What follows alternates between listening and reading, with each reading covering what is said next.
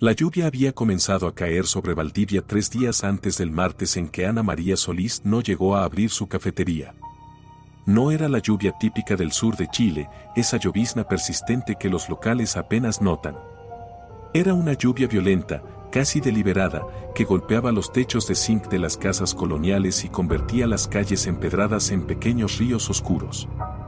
El cielo permanecía gris, un gris que parecía filtrar toda esperanza del aire. Ana María vivía sola en el segundo piso de su cafetería, un edificio angosto de fachada verde desteñida en la calle General Lagos, a 2 cuadras del mercado fluvial. Tenía 42 años, aunque aparentaba menos.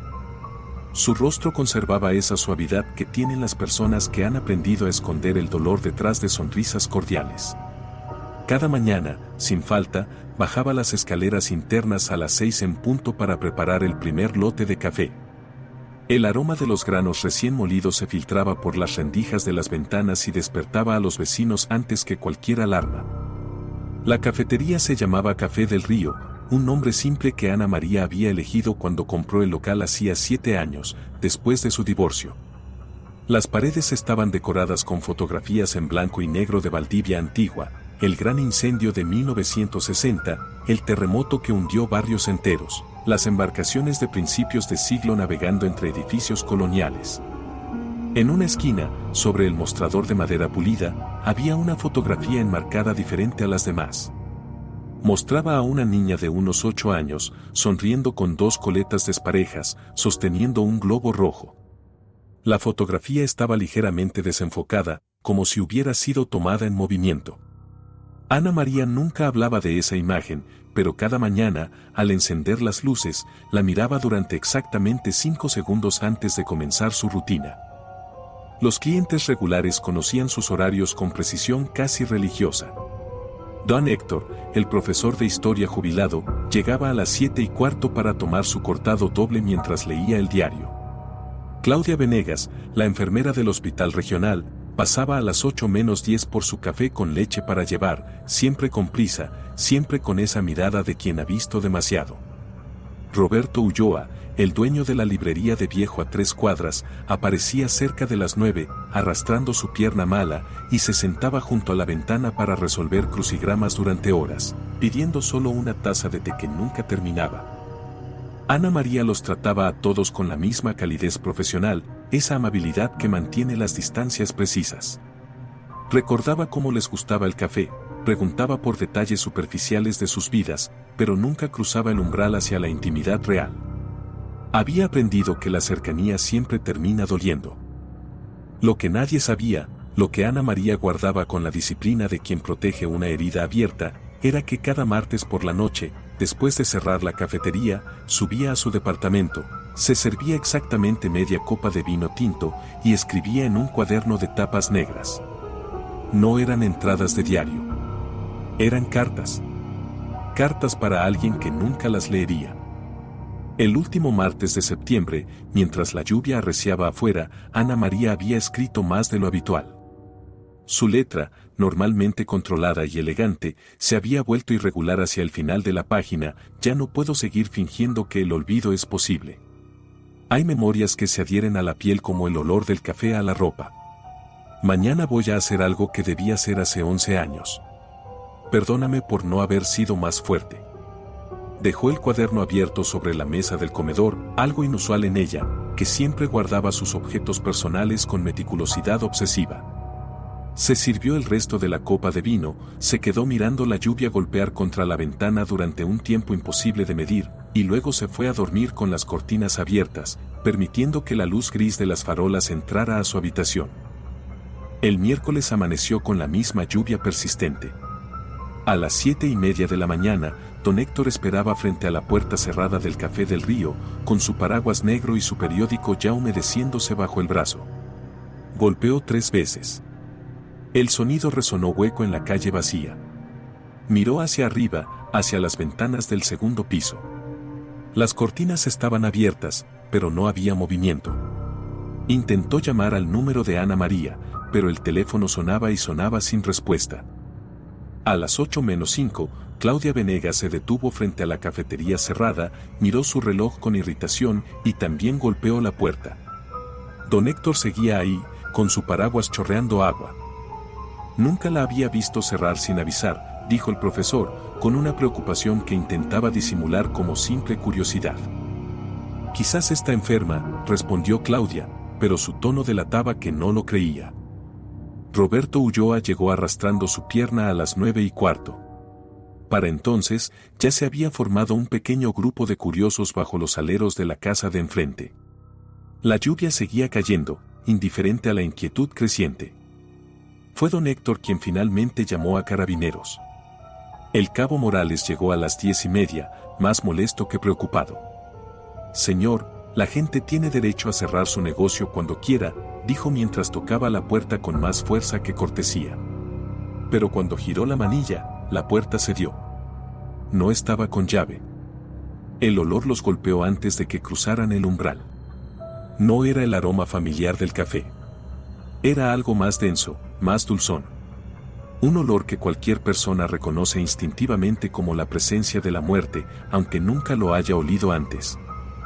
La cafetería estaba en perfecto orden. Las sillas sobre las mesas, el piso recién trapeado, las tazas alineadas detrás del barra. Todo en su lugar, excepto por un detalle. Sobre la mesa del rincón, la mesa donde nadie se sentaba porque la pata coja la hacía tambalear, había una taza de café humeante. Imposiblemente humeante, como si acabara de ser servida. El cabo Morales subió las escaleras hacia el departamento con la mano en su arma reglamentaria, aunque algo en su instinto le decía que era demasiado tarde para cualquier forma de intervención. Don Héctor lo siguió, ignorando las órdenes de quedarse abajo. Encontraron a Ana María en su habitación. Estaba recostada en la cama, vestida con su pijama azul claro, las manos cruzadas sobre el pecho en una pose que parecía demasiado deliberada para ser natural. Sus ojos estaban abiertos, mirando hacia el techo con esa opacidad particular de la muerte. Sobre la mesita de noche había un frasco vacío de pastillas para dormir y un vaso con restos de vino tinto. La escena parecía simple. Demasiado simple. Fue don Héctor quien notó el cuaderno abierto sobre la mesa del comedor.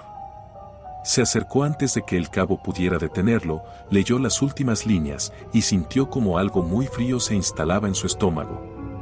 Conocía esa sensación. Era la misma que había sentido 30 años atrás, cuando trabajaba como periodista de investigación y había visto su primera muerte que se disfrazaba de lo que no era. Esto no es un suicidio, murmuró, casi para sí mismo. El cabo Morales levantó la vista de su radio, donde ya había llamado a la PDI. ¿Perdón? Conozco a Ana María hace 7 años. Viene a la cafetería todos los días. Era una mujer metódica, ordenada, casi obsesivamente cuidadosa. Si hubiera planeado quitarse la vida, no habría dejado esa taza de café servida abajo. Y mire esto. Señaló hacia la fotografía de la niña en el marco, visible desde donde estaban. Ese marco está torcido. Ana María jamás habría permitido que algo estuviera fuera de lugar. Morales se acercó a examinar la fotografía. El marco, efectivamente, estaba ligeramente inclinado hacia la izquierda. Un detalle insignificante, tal vez. O tal vez no. La lluvia seguía cayendo afuera, lavando las calles de Valdivia con esa persistencia que borra cualquier rastro de lo que alguna vez estuvo ahí. Cuando llegaron los detectives de la PDI 2 horas después, ya había una multitud congregada en la calle. Las noticias viajan rápido en ciudades pequeñas, y la muerte de Ana María Solís se había convertido en el tema central de conversación en cada esquina, en cada almacén, en cada casa del barrio. El inspector Ramiro Salgado tenía 56 años, rostro marcado por décadas de ver lo peor del ser humano, y esa mirada perpetuamente cansada de quien ha dejado de sorprenderse. Su compañera, la detective Patricia Ríos, era 15 años menor, con el entusiasmo aún intacto de quien cree que cada caso puede resolverse si se trabaja lo suficiente. Esa diferencia de perspectiva los hacía un equipo efectivo, aunque raramente estaban de acuerdo en el primer análisis. Salgado examinó el cuerpo sin tocar nada, caminando alrededor de la cama con la minuciosidad de un orfebre. Notó las mismas cosas que don Héctor, la postura demasiado perfecta, el marco torcido, la ausencia de una nota de suicidio a pesar de la entrada del cuaderno. Pero había algo más. Las uñas de Ana María estaban inmaculadas, perfectamente arregladas, con esmalte rojo oscuro recién aplicado. Una mujer que planea morir rara vez se preocupa por ese tipo de detalles. ¿Quién la encontró?, preguntó mientras Patricia fotografiaba la escena. El cabo Morales señaló hacia don Héctor, que esperaba en la sala, mirando las paredes con una expresión indescifrable. Ese señor. Dice que era cliente regular. Salgado bajó para interrogarlo. Don Héctor, con esa claridad que dan los años de experiencia periodística, relató cada detalle con precisión cronológica. El inspector lo escuchó sin interrumpir, tomando notas mentales.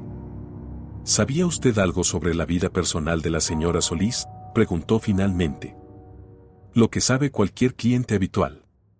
Que estaba divorciada. Que vivía sola.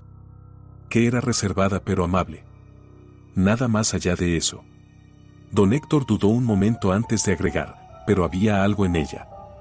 Algo roto que intentaba mantener pegado con rutinas. Los martes siempre parecía más ausente. Como si estuviera en otro lugar. Patricia bajó las escaleras sosteniendo el cuaderno de tapas negras con guantes de látex. Inspector, debería ver esto. Salgado leyó las entradas más recientes. No eran muchas, quizás 20 páginas escritas a lo largo de varios meses. Todas eran cartas dirigidas a alguien llamado simplemente M. Las primeras eran controladas, casi formales. Las últimas, cada vez más desesperadas. La más reciente, la que había leído don Héctor, era la más perturbadora. ¿Sabemos quién es M?, preguntó Salgado. Patricia negó con la cabeza. No hay ningún M en su lista de contactos del celular. Tampoco en sus redes sociales. Apenas usaba Facebook y solo para publicar fotos del café. Familia. Según los registros, tiene una hermana en Temuco. Magda Solís. Ya intenté contactarla, no responde.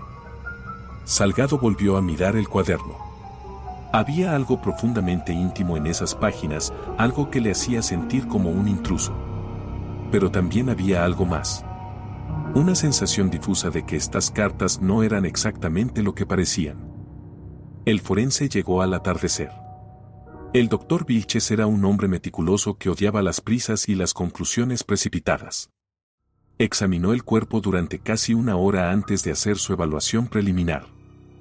Muerte por sobredosis de benzodiazepinas, combinadas con alcohol. Hora estimada de muerte, entre las 11 de la noche y la 1 de la madrugada. No hay signos evidentes de violencia. No hay marcas defensivas. Hizo una pausa. Pero hay algo inusual. ¿Qué?, preguntó Salgado. La rigidez cadavérica no es consistente con la posición del cuerpo. Si ella se hubiera acostado así voluntariamente, esperaría ver cierta relajación muscular previa a la muerte. Esto parece escenificado. Como si alguien la hubiera colocado en esa posición después de muerta.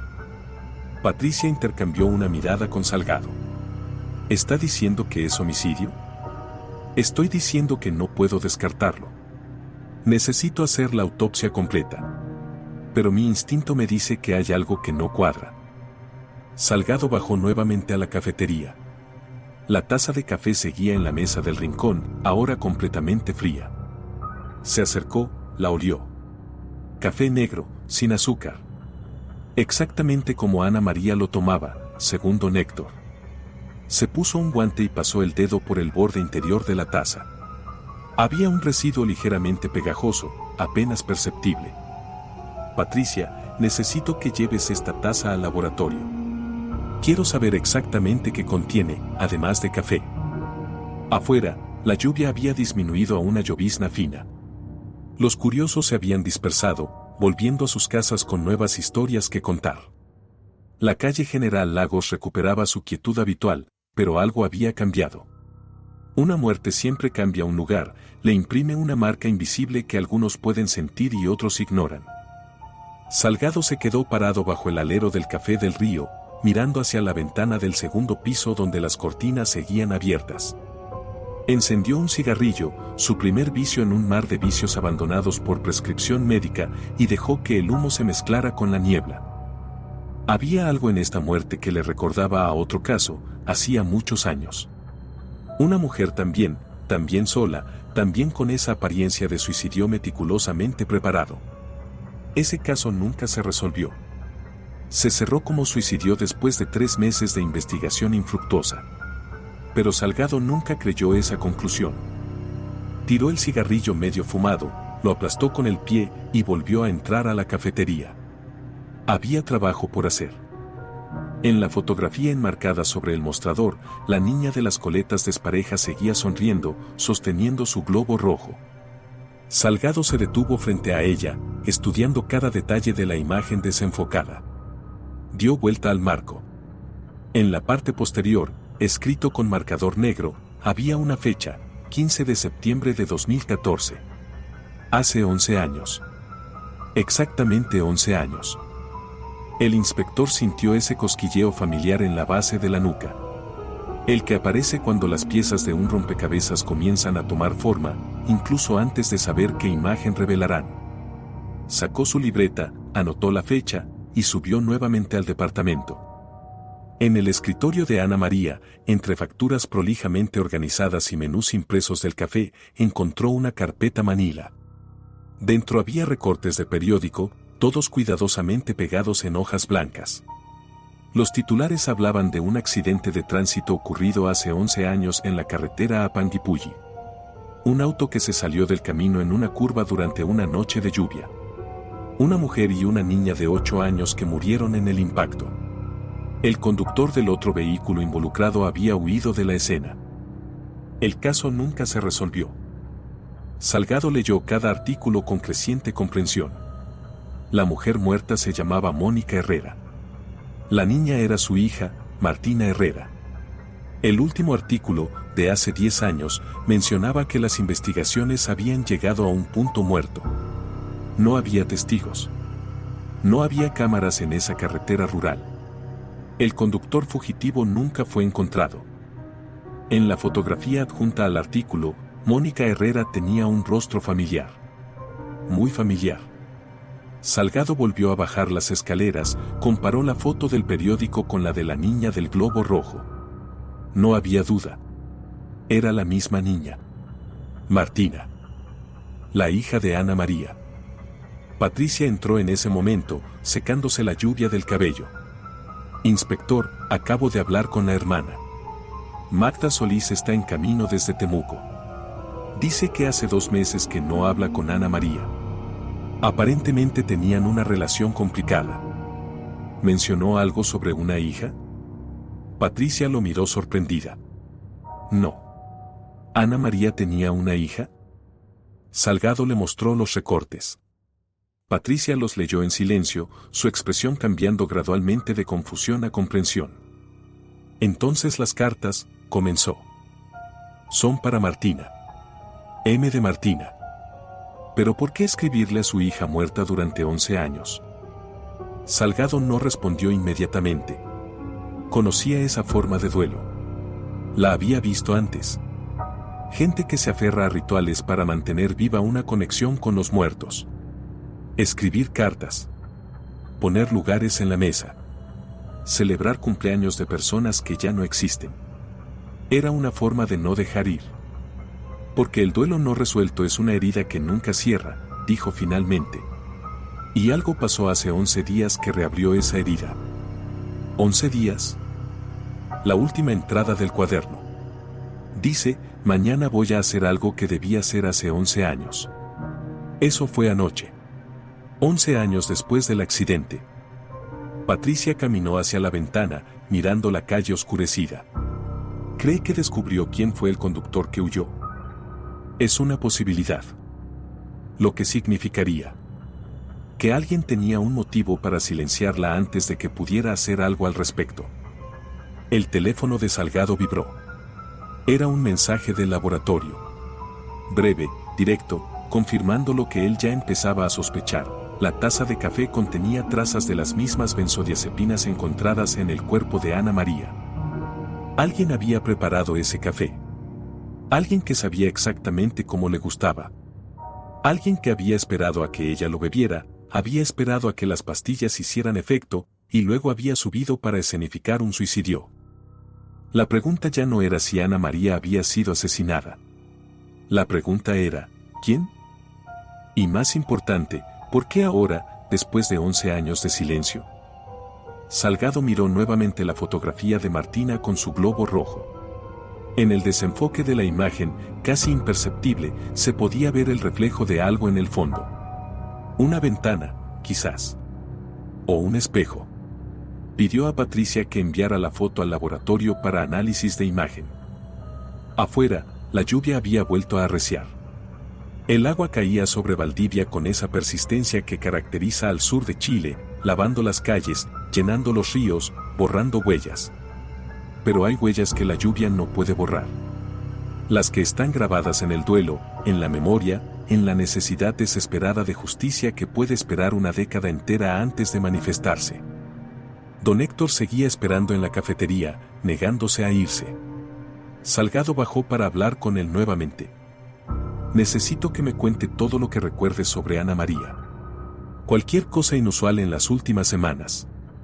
Cualquier cambio en su comportamiento. El profesor reflexionó durante un largo momento. Hace aproximadamente 2 semanas, un hombre vino a la cafetería. Nunca lo había visto antes. Se sentó en la mesa del rincón, la que nadie usa. Ana María se puso muy pálida cuando lo vio. Hablaron durante unos minutos. No pude escuchar qué decían, pero ella temblaba. El hombre se fue sin tomar nada. ¿Puede describirlo? Unos 50 años. Alto. Delgado. Tenía una cicatriz aquí. Don Héctor señaló su ceja izquierda. Y cojeaba ligeramente del lado derecho. Salgado sintió que las piezas comenzaban a encajar.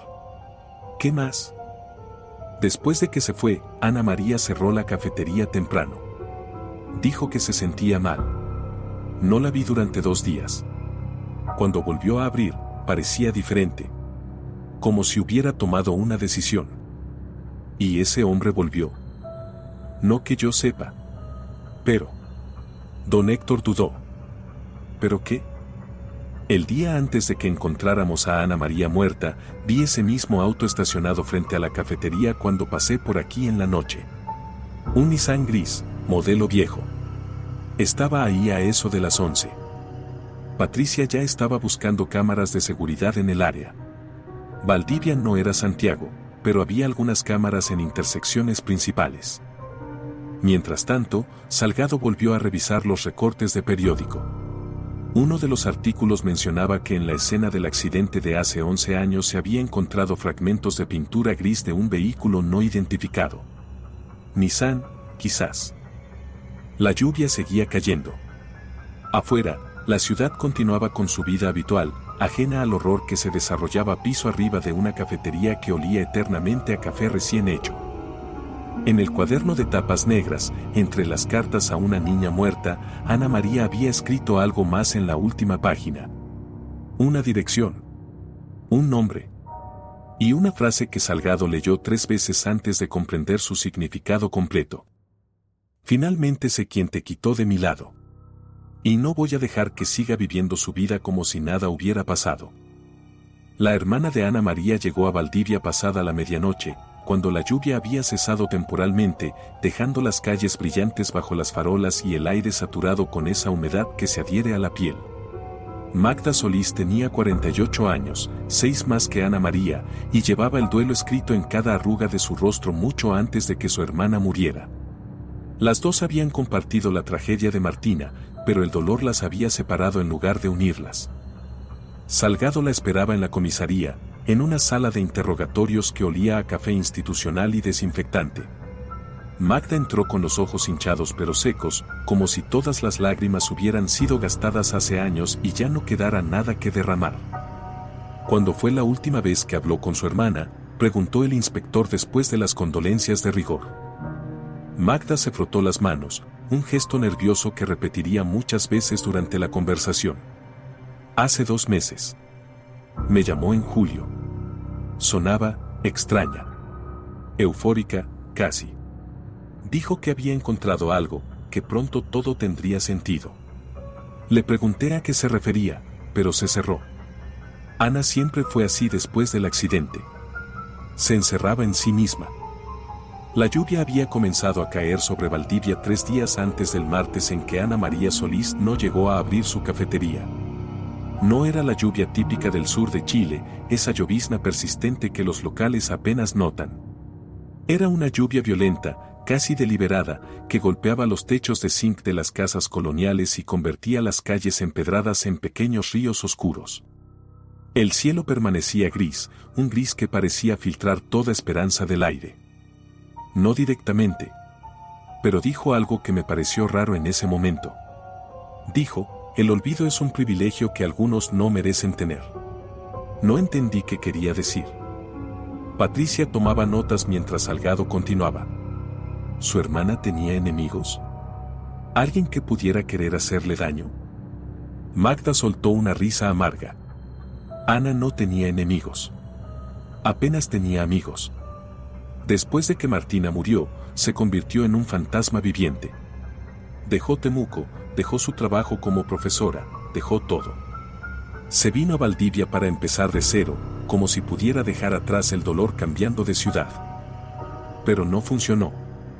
El dolor no se queda en un lugar. Te sigue a donde vayas.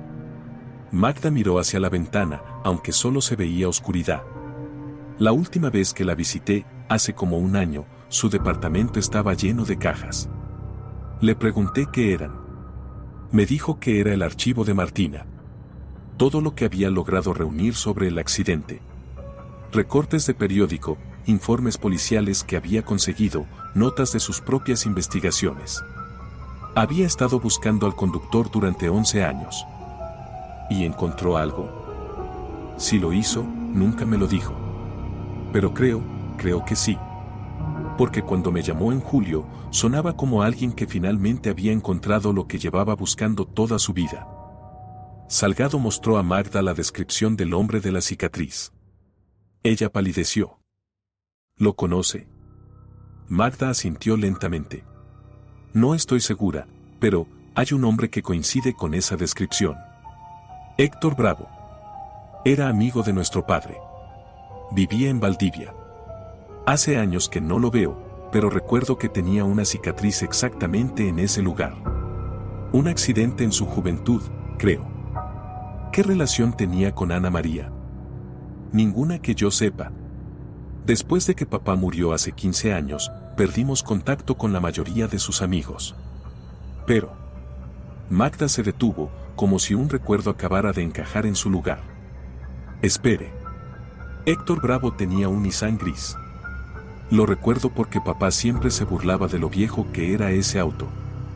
Patricia y Salgado intercambiaron miradas. Las piezas seguían encajando, pero la imagen completa aún no se revelaba. ¿Sabe dónde podemos encontrar al señor Bravo? La última dirección que tengo es en Las Ánimas, un barrio al sur de la ciudad. Pero no sé si sigue viviendo ahí. Salgado le mostró el cuaderno de cartas. Magda lo hojeó con manos temblorosas, leyendo fragmentos aquí y allá. Cuando llegó a la última entrada, comenzó a llorar silenciosamente, esas lágrimas que finalmente había encontrado. Ella nunca pudo superarlo, susurró. Y yo no supe cómo ayudarla. Intenté que fuera a terapia, que buscara grupos de apoyo, pero se negaba. Decía que no merecía sanar mientras el responsable siguiera libre. ¿Alguna vez mencionó la posibilidad de hacer justicia por su propia mano? Magda levantó la vista bruscamente. ¿Qué? No. Ana no era violenta. Estaba rota, pero no era vengativa. Solo quería saber la verdad. Pero Salgado había visto esa mirada antes. La mirada de alguien que se miente a sí mismo porque la verdad es demasiado dolorosa de admitir. Magda sabía algo que no quería reconocer. Señora Solís, necesito que sea completamente honesta conmigo. ¿Cree que su hermana era capaz de confrontar al responsable del accidente? ¿De amenazarlo, tal vez? Magda tardó mucho en responder. Cuando finalmente habló, su voz era apenas un susurro. Ana me dijo una vez, años atrás, cuando el caso se cerró sin resolver, que si alguna vez descubría quién fue, se aseguraría de que pagara. No sé si hablaba de venganza o solo de justicia legal. Pero lo dijo con una convicción que me asustó. La entrevista continuó durante otra hora, pero no reveló mucho más. Magda se fue finalmente con la promesa de que la mantendrían informada, aunque ambos sabían que esa promesa era más cortesía que compromiso real. A las 2 de la mañana, Salgado y Patricia se dirigieron al barrio Las Ánimas. La dirección correspondía a una casa pequeña de madera, con el jardín descuidado y una reja de fierro oxidada. No había luces encendidas. El Nissan gris estaba estacionado en la entrada. Tocaron el timbre. Esperaron. Volvieron a tocar. Finalmente, después de varios minutos, una luz se encendió en el interior y la puerta se abrió apenas, con la cadena de seguridad puesta. ¿Quién es?, preguntó una voz áspera. PDI. Inspector Salgado. Necesitamos hacerle algunas preguntas. La cadena se descorrió y la puerta se abrió completamente. Héctor Bravo tenía exactamente la apariencia que don Héctor había descrito: alto, delgado, la cicatriz en la ceja izquierda. Vestía una bata desgastada y pantuflas, y su cabello gris estaba despeinado. Pero lo que más llamó la atención de Salgado fueron sus manos. Temblaban ligeramente y tenía rasguños frescos en los nudillos. ¿De qué se trata esto?, preguntó, aunque su tono sugería que ya lo sabía. ¿Conocía usted a Ana María Solís? Algo pasó por los ojos de Bravo. Miedo, tal vez. O resignación. ¿Le pasó algo? Responda la pregunta, por favor. Bravo suspiró y se hizo a un lado. Pasen. Esto va a tomar un rato. El interior de la casa era tan descuidado como el exterior. Ropa acumulada en las sillas, platos sucios en el fregadero, el olor rancio de alguien que vive solo y ha dejado de preocuparse por las apariencias. En la mesa del comedor había una botella de whisky a medio terminar y un vaso con restos dorados en el fondo. Bravo se sentó pesadamente y les indicó que hicieran lo mismo. Ana María murió, ¿verdad? ¿Cómo lo sabe? Porque la última vez que la vi, me dijo que si algo le pasaba, vendría a buscarme. Supuse que no estaba bromeando. Patricia sacó su grabadora. Señor Bravo, ¿nos está confesando algo? Bravo se rió, pero no había humor en el sonido. No la maté, si eso es lo que están pensando. Pero probablemente soy responsable de su muerte de todas formas. Explíquese. Bravo se sirvió otro whisky con manos temblorosas. Hace 11 años, la noche del 15 de septiembre de 2014, yo manejaba borracho por la carretera a Panguipulli. Llovía como esta noche. Estaba oscuro. No vi el auto que venía en la curva hasta que fue demasiado tarde. Intenté esquivarlo, pero golpeé la parte trasera. Vi cómo se salían del camino, cómo rodaban por el barranco. Y en lugar de detenerme, en lugar de llamar a una ambulancia, seguí manejando. Manejé hasta mi casa, escondí el auto en el garaje, y pasé los siguientes días esperando que vinieran a arrestarme. Hizo una pausa para beber. Sus ojos estaban enrojecidos, pero no lloraba. Pero nunca vinieron. No había testigos. La carretera estaba desierta. Cambié el parachoques, pinté sobre los rayones y seguí con mi vida como si nada hubiera pasado. Intenté olvidarlo. Intenté convencerme de que había sido un accidente inevitable, que la lluvia, la oscuridad, pero sabía la verdad. Sabía que si no hubiera estado borracho, si hubiera frenado a tiempo, ellas todavía estarían vivas. ¿Sabía que una de las víctimas era la hija de Ana María Solís? Bravo asintió. No inmediatamente. Pero unos meses después, vi el nombre en el periódico. Mónica Herrera y su hija Martina. No significaba nada para mí entonces. Solo cuando Ana María apareció en mi puerta hace 2 semanas, lo entendí todo. ¿Qué pasó cuando ella vino? Me dijo que había estado investigando durante 11 años. Que había revisado cada accidente en esa carretera, cada reclamo de seguro, cada registro de reparación de vehículos en talleres de la zona. Me dijo que sabía que había sido yo. Tenía fotos de mi auto de esa época, documentos de una reparación que hice en un taller en Payaco. Me tenía. ¿Y usted qué hizo? Lo admití todo. ¿Qué más podía hacer? Le dije que había vivido con esa culpa durante 11 años, que no pasaba un día sin pensar en lo que hice. Le ofrecí entregarme a la policía, confesar todo. Pero ella. Bravo se detuvo, mirando su vaso. Ella no quería eso. ¿Qué quería? Quería que yo sufriera como ella había sufrido. Me dijo que ir a la cárcel sería demasiado fácil, que necesitaba vivir con el peso de saber que había arruinado su vida y la de su hija. Me dijo que volvería. Que todavía no había decidido qué hacer conmigo, pero que volvería. Y volvió. Bravo asintió lentamente. Anteayer en la noche. Apareció aquí alrededor de las 11. Estaba lloviendo otra vez. Entró sin decir palabra, se sentó en esa misma silla donde está usted ahora y me miró durante lo que pareció una eternidad. Luego sacó algo de su bolso. Salgado se inclinó hacia adelante. ¿Qué sacó? Un sobre. Dentro había fotos de Martina. De cuando era bebé, niña pequeña, el día que empezó el colegio. Me obligó a mirarlas una por una. Me hizo verla como una persona real, no solo como una víctima anónima de un accidente. Y mientras yo las miraba, ella hablaba. Me contaba cada detalle de su hija. Sus sueños, sus miedos, sus manías. Me hizo conocerla. ¿Y luego? Luego se levantó, guardó las fotos, y dijo, ahora sabes exactamente lo que me quitaste. Vive con eso. Y se fue. ¿A qué hora? Cerca de medianoche. Tal vez un poco después. Patricia intervino por primera vez. ¿Eso fue todo? ¿No la siguió? ¿No intentó detenerla? ¿Para qué? Ella tenía razón. Merecía su odio. Merecía todo lo que quisiera hacerme. Salgado estudió a Bravo cuidadosamente. El hombre parecía genuinamente destrozado, consumido por la culpa. Pero había aprendido a no confiar en las apariencias. Señor Bravo, ¿a dónde fue después de que Ana María se fue?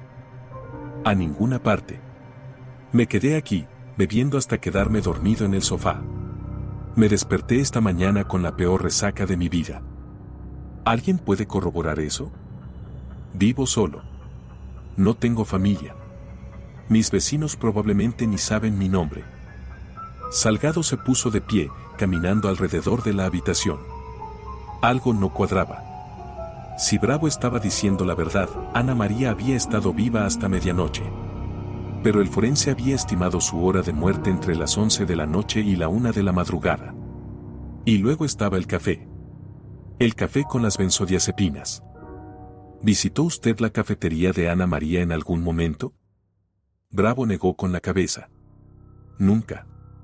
Ni siquiera sabía dónde vivía hasta que apareció aquí. Entonces, ¿cómo supo dónde encontrarla? Ella me lo dijo. Me dio su dirección la primera vez que vino. Dijo que quería que supiera exactamente dónde vivía, dónde pasaba sus días pensando en su hija muerta. Patricia mostró a Bravo fotos de la escena del crimen. Su reacción pareció genuina: horror, confusión, náusea. Se cubrió la boca con la mano y apartó la vista. ¿Está diciendo que se suicidó?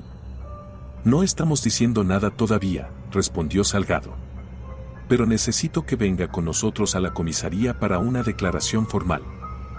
Bravo no protestó. Se puso un pantalón y una camisa sobre la bata, se calzó unos zapatos viejos y lo siguió mansamente al auto. En el camino de vuelta, miraba por la ventana con expresión vacía, como si estuviera viendo su propia vida pasar en reversa.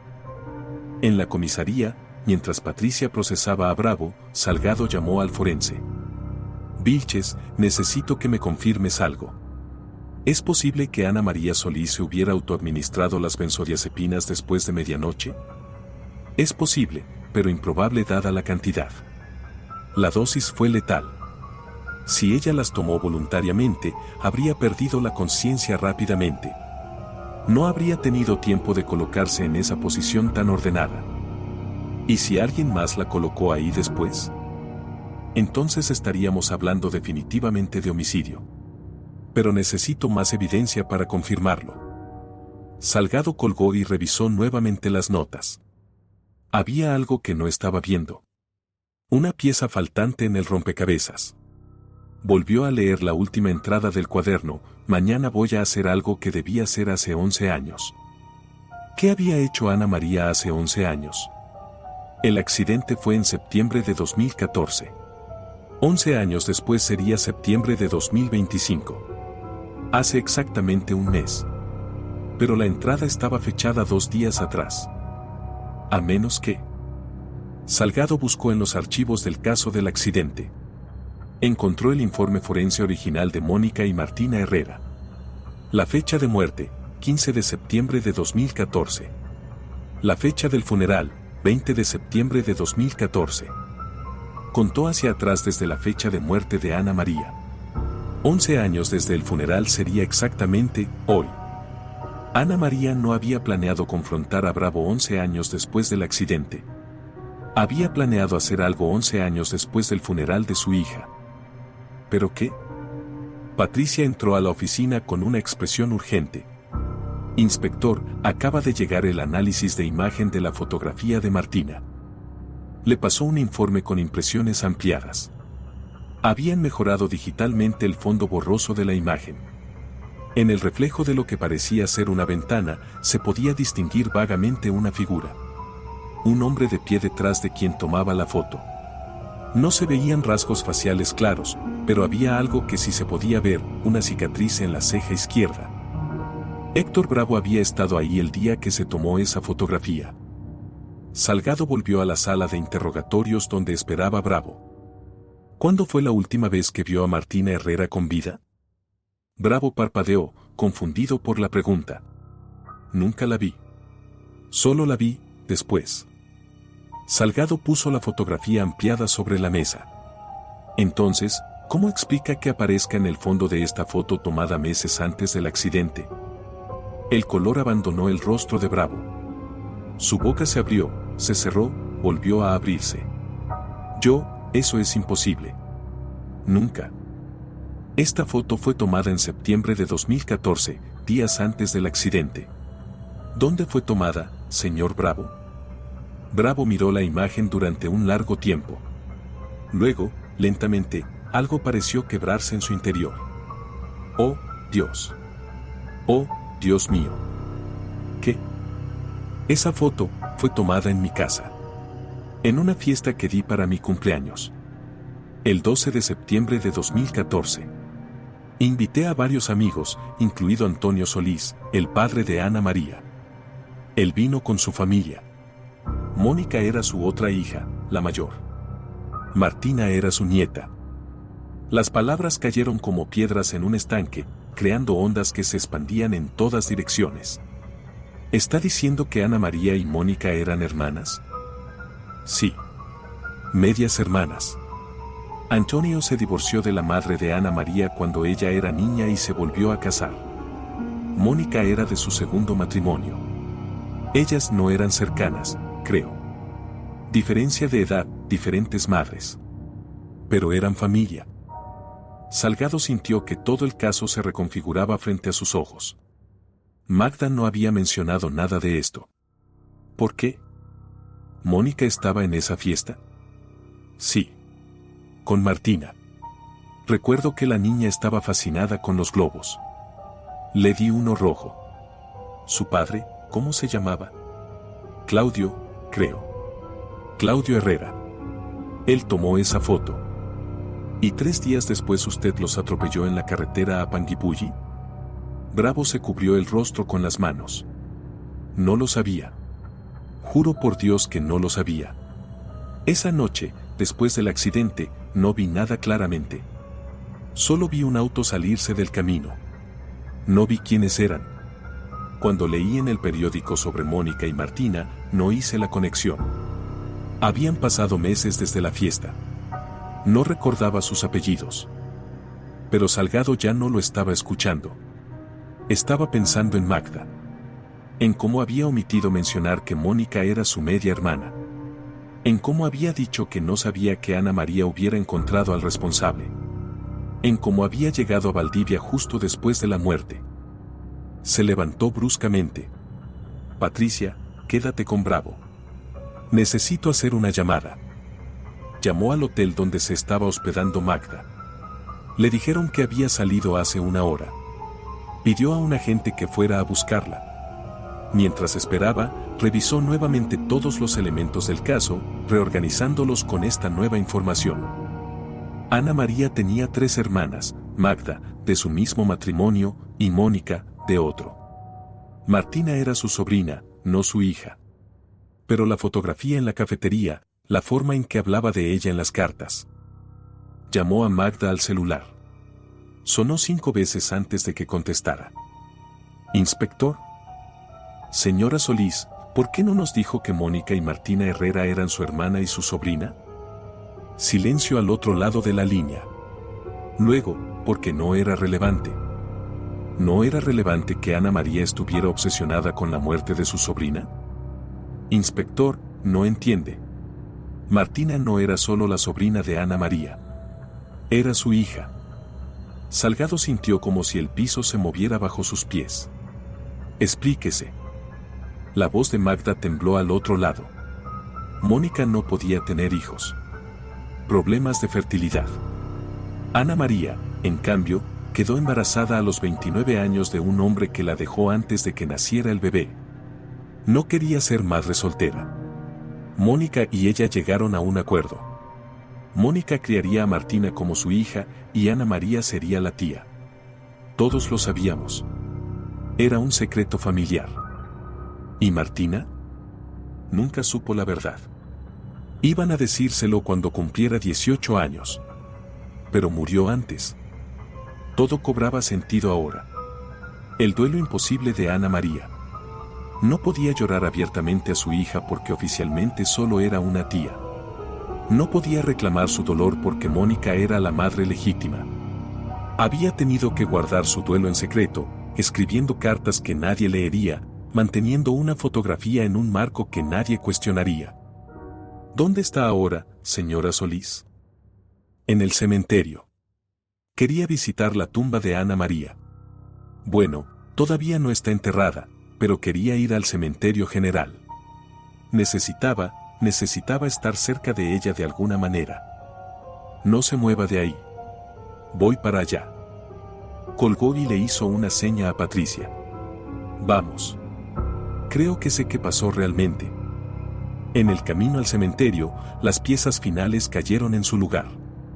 Ana María había descubierto quién fue el responsable del accidente. Había confrontado a Bravo, no una sino 2 veces. Pero no había planeado matarlo o denunciarlo. Había planeado algo diferente. Algo que ella consideraba justicia. El cementerio estaba oscuro y silencioso. Encontraron a Magda parada frente a una tumba en la sección antigua, bajo un sauce llorón. La tumba de Mónica y Martina Herrera. «Señora Solís», llamó Salgado suavemente. Magda se dio vuelta. Sus ojos estaban rojos pero secos. «Ya sé por qué está aquí». «¿Así?» «Porque descubrió la verdad. Que yo estaba ahí esa noche». Patricia puso la mano en su arma, pero Salgado le hizo un gesto para que esperara. ¿Estaba dónde? En la cafetería. Ana María me había llamado esa tarde. Me dijo que había encontrado al responsable del accidente, que iba a confrontarlo esa noche. Le rogué que no lo hiciera, que llamara a la policía, pero ella no quiso escuchar. Así que conduje desde Temuco. Llegué a eso de las 11. Continué. La cafetería estaba cerrada, pero la puerta estaba abierta. Subí al departamento. Ana María estaba en el comedor, escribiendo en ese cuaderno maldito. Estaba tomando vino. Le pregunté si había ido a ver a Bravo. Me dijo que sí, que lo había confrontado, que él había admitido todo. Le pregunté qué iba a hacer ahora. Y ella. Magda se quebró. Ella dijo que ya lo había hecho. Que había preparado café para los 2 antes de venir a verme. Que había puesto pastillas de dormir en su taza. Dijo que antes de que terminara la noche, estaría con Martina. Salgado sintió un escalofrío. ¿Ana María planeó su propio suicidio? No exactamente, Planeó morir con Bravo. Dijo que había puesto las mismas pastillas en el café de él. Que debían morir los dos, el responsable de la muerte de Martina y la madre que no pudo salvarla. Dijo que era la única justicia real.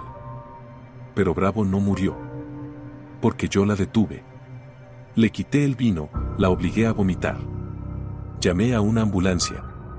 Pensé que había llegado a tiempo. Magda se cubrió la cara. Pero ella siguió tomando las pastillas mientras yo no miraba. No sé cuándo. No sé cómo. Solo sé que cuando volví de llamar por teléfono, ya estaba desmayada en el sofá. Intenté despertarla, pero no respondía. Entré en pánico. ¿Y qué hizo? Lo que Ana María habría querido. La llevé a su cama. La acomodé como si estuviera durmiendo. Limpié cualquier rastro de mi presencia. Y me fui. Conduje de vuelta a Temuco y esperé a que me llamaran para decirme que había muerto. Patricia dio un paso adelante. Señora Solís, está confesando que no llamó a una ambulancia cuando su hermana estaba muriendo. Magda asintió, las lágrimas finalmente cayendo. Ella no quería vivir. Llevaba 11 años muerta por dentro. ¿Quién era yo para obligarla a seguir sufriendo? Pero eso es. Déjala, interrumpió Salgado. Miró a Magda con una expresión que era parte compasión, parte comprensión. El café que Ana María le dio a Bravo nunca existió. Ella mintió. Solo había preparado uno para sí misma. Quería que yo pensara que estaba llevándose a Bravo con ella, para que no intentara detenerla. Pero nunca tuvo la intención de matarlo. Solo de hacerlo sufrir con la culpa, igual que ella había sufrido todos estos años. El viento movió las ramas del sauce, creando sombras danzantes sobre las tumbas. En algún lugar, un perro ladraba. La ciudad dormía, ajena a esta conversación entre los vivos y los muertos. ¿Por qué no nos dijo esto desde el principio?, preguntó Patricia. Porque sabía que parecería asesinato. Sabía que no podrían entender que a veces, dejar morir a alguien es el acto más compasivo que puedes hacer. Ana María eligió morir. Yo solo, respeté su elección. Salgado sabía que técnicamente, lo que Magda había hecho era negligencia criminal, posiblemente homicidio por omisión. Pero también sabía que el sistema de justicia rara vez comprende los matices del dolor humano. Señora Solís, va a tener que venir con nosotros. Magda asintió, sin resistencia. Lo sé. Pero primero, ¿puedo decirle algo? Adelante. Ana María dejó algo más en el cuaderno. Una última página que arranqué antes de que ustedes llegaran. La tengo en mi bolso. Pueden arrestarme por alterar evidencia, lo que quieran. Pero necesitaban leerla. Sacó una hoja doblada y se la entregó a Salgado. La letra de Ana María, esa caligrafía elegante que se había vuelto errática hacia el final, llenaba la página. Magda, si estás leyendo esto, significa que logré lo que me propuse. No llores por mí. He estado muerta desde que Martina se fue. Estos 11 años fueron solo una postergación de lo inevitable. Encontré al hombre que nos las quitó. Su nombre es Héctor Bravo, y vive con más culpa de la que cualquier cárcel podría imponerle. No lo denunciaré porque la justicia legal no devuelve a los muertos. Solo perpetúa el dolor. En cambio, elegí esto, hacerlo ver quién era Martina. Hacerlo conocerla. Y luego dejarlo vivir con ese conocimiento. Es un castigo mucho más cruel que cualquier sentencia. En cuanto a mí, me voy finalmente a reunir con mi hija. La hija que el mundo pensó que era mi sobrina, pero que creció bajo mi corazón durante 9 meses. La niña que nunca supe que era mía hasta que la perdí. Mónica fue una madre maravillosa para ella, mejor de lo que yo hubiera sido. Pero Martina tenía mi sonrisa, mis manos, mi forma de inclinar la cabeza cuando pensaba. Y cada vez que la veía, veía un futuro que se me negaba. Cuando murió, no pude llorarla como madre porque nadie sabía que lo era. Tuve que llorarla como tía, en la periferia del dolor, mientras Claudio recibía las condolencias como el padre devastado y yo solo era la familia extendida. Nadie entiende ese tipo de duelo. El duelo por un amor que no puedes reclamar públicamente. Así que me fui. Cambié de ciudad. Abrí una cafetería donde nadie me conocía. Y cada martes, en el aniversario del día que Martina nació, le escribía cartas contándole todo lo que no pude decirle en vida. Ahora ya no necesito escribirle. Pronto estaré donde pueda decírselo en persona. Perdóname por no ser más fuerte. Perdóname por elegir el final en lugar de seguir luchando. Pero algunos dolores no se superan. Solo se soportan hasta que ya no puedes más. Cuida el café del río. No lo vendas. Hay algo de Martina en esas paredes, en el aroma del café cada mañana, en la fotografía sobre el mostrador. Es lo único de ella que pude tener para mí. Te quiero, hermana. Gracias por guardar todos nuestros secretos. Salgado leyó la carta 2 veces antes de devolverla a Magda. Patricia se había dado vuelta, limpiándose los ojos discretamente. Señora Solís, técnicamente tengo que arrestarla. Pero dado que la causa de muerte fue suicidio asistido por la propia voluntad de la víctima y que usted intentó inicialmente salvarla, voy a dejar que la fiscalía decida cómo proceder. Por ahora, no puede salir de la ciudad. Magda asintió. ¿Y Héctor Bravo? Será acusado de homicidio vehicular, abandono del lugar del accidente y conducción bajo la influencia. Son crímenes con prescripción cumplida según el Código Penal antiguo, pero puedo presionar para que la Fiscalía encuentre otros cargos aplicables. Ana María no habría querido eso. Ella ya le dio su sentencia. Salgado no respondió. Sabía que Magda tenía razón, pero también sabía que su trabajo no era administrar el tipo de justicia que Ana María había elegido. Su trabajo era aplicar la ley, aunque la ley a veces se quedara corta ante la complejidad del sufrimiento humano. Mientras caminaban de vuelta al auto, Patricia preguntó en voz baja, ¿qué va a pasar con la cafetería? Supongo que Magda decidirá. Es la única familia que le queda a Ana María. Pero Salgado ya sabía lo que pasaría. El café del río se cerraría, eventualmente se vendería, se convertiría en otra cosa. Y con el tiempo, nadie recordaría que ahí vivió una mujer que murió de duelo 11 años después de perder a la hija que el mundo no sabía que tenía. La lluvia comenzó a caer nuevamente mientras conducían de vuelta a la comisaría.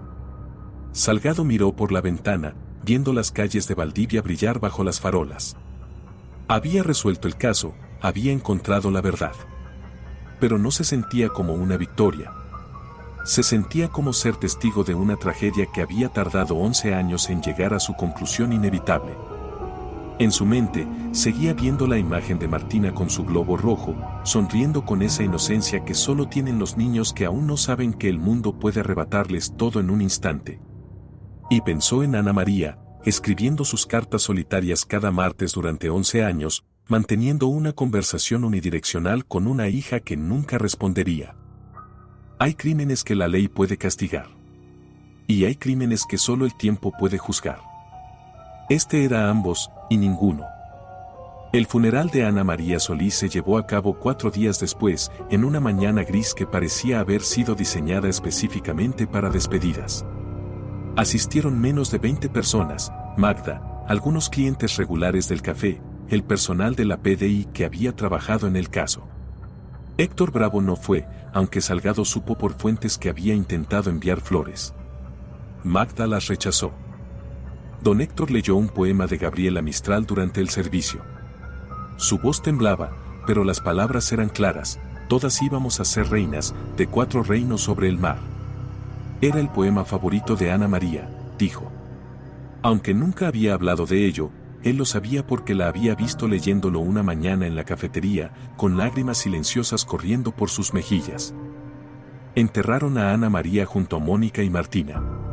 La lápida tenía 3 nombres ahora, 3 mujeres de la misma familia separadas por la vida pero reunidas en la muerte. Magda había insistido en que la lápida dijera la verdad, Martina Herrera Solís, hija amada. Si el mundo nunca había sabido en vida, al menos lo sabría en muerte. La investigación contra Bravo se estancó en tecnicismos legales. Los delitos habían prescrito. No había pruebas físicas después de 11 años. El testimonio de un hombre consumido por la culpa contra nadie. La fiscalía archivó el caso después de 6 semanas. Bravo vendió su casa y se mudó a otra ciudad. Nadie supo dónde. Algunos vecinos dijeron que lo vieron partir con una sola maleta, dejando todo atrás. Llevaba algo en las manos, un sobre con fotografías que nunca abrió pero tampoco descartó. Magda cumplió el deseo de su hermana. No vendió el Café del Río. Lo mantuvo cerrado durante 3 meses, pagando el alquiler religiosamente.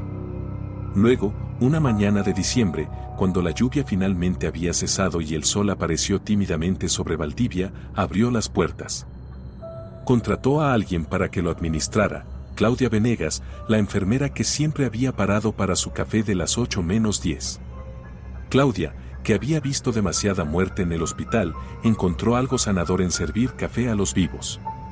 El aroma familiar llenó la calle nuevamente, despertando a los vecinos, trayendo de vuelta a los clientes regulares. Don Héctor volvió a su esquina habitual a las 7:15. Roberto Ulloa arrastró su pierna mala hasta la mesa junto a la ventana para resolver crucigramas. La vida continuó, como siempre lo hace, indiferente a las tragedias individuales que la componen. La fotografía de Martina permaneció en su lugar sobre el mostrador. Nadie la movió. Nadie hizo preguntas. Se convirtió en parte del mobiliario, tan familiar que dejó de notarse, excepto para aquellos que sabían mirar. Salgado visitó el café una vez, 2 meses después del funeral. Pidió un cortado doble y se sentó en la barra. Claudia lo preparó en silencio, reconociendo al detective que había investigado la muerte de Ana María. ¿Alguna vez la conoció realmente?, preguntó Salgado. Claudia consideró la pregunta mientras limpiaba la máquina de café. Nadie la conoció realmente. Esa era su tragedia. Vivió rodeada de gente pero completamente sola. A veces pienso que ese es el peor tipo de soledad. La que eliges porque el dolor de la conexión es peor que el dolor del aislamiento. ¿Cree que hizo lo correcto al quitarse la vida? No sé si hay una respuesta correcta a eso. Pero sé que ella encontró su paz. Y a veces, eso es todo lo que podemos esperar. Salgado terminó su café y dejó una propina generosa. Antes de irse, se detuvo frente a la fotografía de Martina. La niña seguía sonriendo, ajena al dolor que su pérdida había causado, ajena al amor complicado que la había rodeado en vida, ajena a la justicia imperfecta que se había buscado en su nombre. Espero que estén juntas ahora, murmuró, aunque no era un hombre religioso. Afuera, Valdivia continuaba su rutina diaria. Los ríos fluían hacia el mar, las gaviotas gritaban sobre el mercado fluvial, los estudiantes caminaban hacia la universidad con sus mochilas pesadas. La vida, en su infinita indiferencia, seguía adelante. Pero en el café del río, en el aroma del café recién hecho cada mañana, en la fotografía de una niña con un globo rojo, en las cartas guardadas en un cuaderno de tapas negras que Magda nunca destruyó, Ana María Solís permanecía. No como la mujer que había muerto, sino como la madre que había amado en secreto, que había sufrido en silencio, que había elegido su propio final cuando el dolor se volvió insoportable. Los martes, Claudia notaba algo extraño. A veces, cuando preparaba el primer lote de café de la mañana, podía jurar que olía a algo más. Algo sutil, apenas perceptible. Como el perfume de Ana María. Como la risa de una niña que ya no existía. Como la persistencia fantasmal de los que se fueron pero dejaron huellas demasiado profundas para borrarse completamente. Ella nunca lo mencionaba a nadie. Algunos secretos son demasiado frágiles para compartirse. Algunos dolores demasiado sagrados para exponerse. Y algunas historias terminan no con resolución, sino con aceptación de que algunas preguntas nunca tendrán respuestas satisfactorias. En la tumba compartida del cementerio general, las flores que Magda llevaba cada domingo se marchitaban y renovaban en ciclos eternos. La hierba crecía alrededor de la lápida. Las estaciones cambiaban. Y 3 nombres permanecían grabados en piedra, testimonio silencioso de una familia fracturada por la tragedia, reunida finalmente por la muerte. Salgado llevó el caso consigo durante años. En noches de insomnio, cuando otros casos lo mantenían despierto, su mente volvía a Ana María. Se preguntaba si había algo que pudiera haber hecho diferente.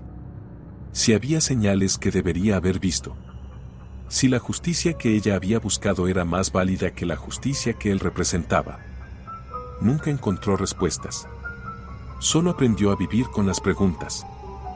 Porque esa es la naturaleza de los casos que realmente importan. No terminan cuando se cierra el expediente. Continúan resonando, planteando interrogantes sobre la naturaleza del dolor, la justicia, el perdón y la imposibilidad del olvido. El Café del Río sigue abierto hasta el día de hoy. Si pasas por la calle General Lagos en Valdivia, puedes entrar y pedir un café. Claudia o quien esté detrás del mostrador te lo preparará con la misma meticulosidad que Ana María ponía en cada taza. Y si miras hacia el mostrador, verás la fotografía de una niña con un globo rojo, sonriendo hacia un futuro que nunca llegó. Nadie cuenta la historia completa a los nuevos clientes.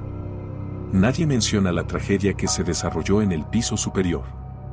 Nadie habla de las cartas, del duelo secreto, de la madre que no pudo ser madre, de la justicia que se administró fuera de las cortes. Pero si prestas atención, si realmente miras, puedes sentir algo en ese lugar. Una tristeza que se ha convertido en parte de las paredes, mezclada con el aroma permanente del café. La huella invisible de una mujer que convirtió su dolor en ritual, su pérdida en un santuario privado, su muerte en la única liberación que podía imaginar. Y tal vez, solo tal vez, en las mañanas lluviosas cuando la niebla se eleva del río y envuelve la ciudad en una neblina gris, puedes escuchar algo si escuchas con suficiente atención. No con los oídos, sino con esa parte del alma que reconoce el eco de otros dolores, otras pérdidas, otros amores que sobrevivieron a su muerte. El sonido de una madre susurrando a una hija que nunca pudo reclamar. El sonido de una niña riendo con la inocencia de quien no sabe que el tiempo es limitado. El sonido del perdón que llega demasiado tarde para importar, pero lo suficientemente pronto para sanar. Y el sonido eterno de la lluvia sobre Valdivia, lavando las calles, llenando los ríos, cayendo sobre los vivos y los muertos por igual, indiferente a la diferencia, constante en su persistencia, inevitable como el dolor mismo. En algún lugar, en el misterio que nadie puede confirmar ni negar, Ana María Solís finalmente sostiene a su hija. No hay secretos entre ellas ahora. No hay distancias impuestas por convencionalismos sociales. Solo el amor que siempre estuvo ahí, esperando 11 años para ser reconocido abiertamente. Y en ese café en la calle General Lagos, donde el aroma del café recién hecho se eleva cada mañana como una oración, su historia continúa.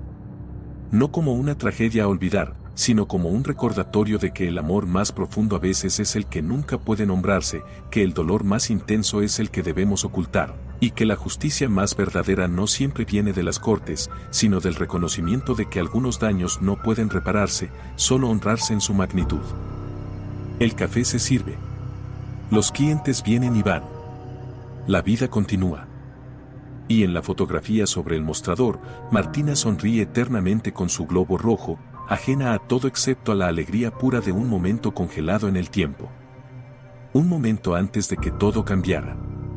Un momento que Ana María intentó honrar cada día durante 11 años. Un momento que ahora pertenece a los vivos, como advertencia y consuelo a la vez, que amemos mientras podamos, que hablemos mientras tengamos voz, que reclamemos nuestras verdades antes de que sea demasiado tarde. Porque el tiempo no espera. El dolor no pregunta permiso. Y la muerte llega para todos, justos e injustos, inocentes y culpables, madres e hijas por igual. Solo el café permanece, aromático y constante, una pequeña defensa contra el olvido. Solo las historias sobreviven, contadas en susurros, preservadas en fotografías, inmortalizadas en el tipo de amor que trasciende la vida misma. Y en Valdivia, ciudad de lluvia y ríos, de historia y tragedia, el Café del Río sirve como monumento involuntario a una mujer que convirtió su duelo en ritual, su café en santuario, su silencio en la declaración más elocuente de amor maternal jamás no pronunciada. El último café de Ana María ya fue servido hace mucho tiempo. Pero su aroma, de alguna manera, permanece.